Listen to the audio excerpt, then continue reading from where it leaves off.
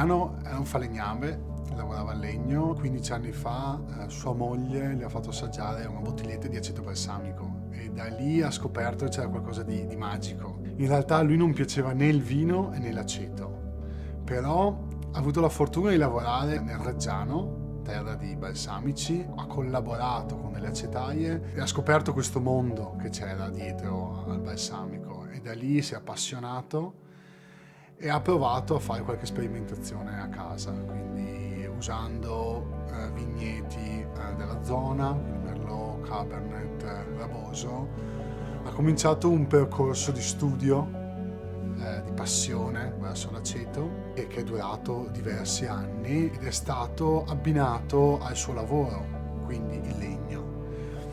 L'aceto balsamico viene fatto invecchiare in botti di legno e lui, essendo esperto di questo, ha capito proprio come le varie essenze lavorano diversamente sull'aceto. Questo invecchiamento che dura 10 anni o di più o di meno vengono proprio studiate, un processo molto complicato in cui ogni legno lavora in un modo diverso. Usa determinati legni per aceto bianco, altri per l'aceto rosso. Tutte le essenze che usa donano dei profumi particolari. Usando questi legni diversi, lui prende anche dal suo giardino i fiori di rosa o i fiori di arance e lo combina insieme.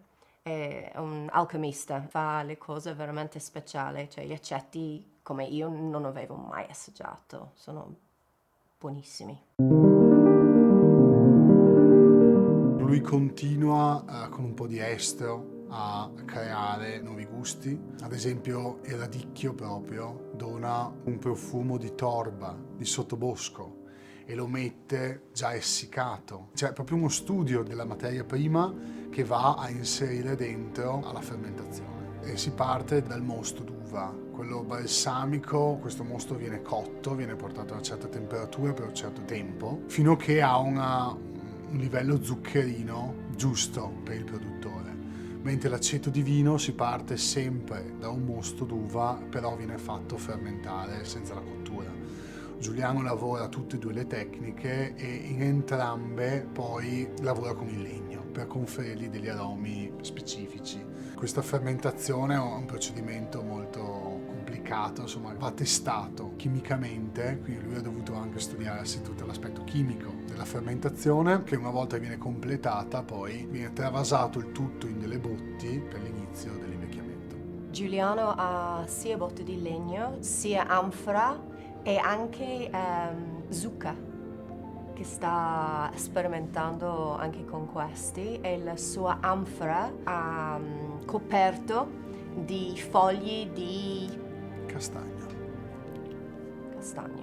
Controlla anche la temperatura che queste foglie danno e sta vedendo se c'è un scambio di profumo anche con queste foglie e l'anfora. Penso che Giuliano sui essenze ha fatto tantissime ricerche e adesso va estinto proprio, vedi cosa ha in giardino, usa miele, fiori di arance, fiori di rosa, cioè usa quelle che ha intorno e va sua sensazione proprio. Giuliano ha la bravura di produrre tutte queste differenti essenze e quindi per noi diventa un gioco. Al bilanciamento che si può aggiungere a un piatto si introduce un sapore, un odore diverso. Giuliano ci facilita proprio nella creazione di pietanza.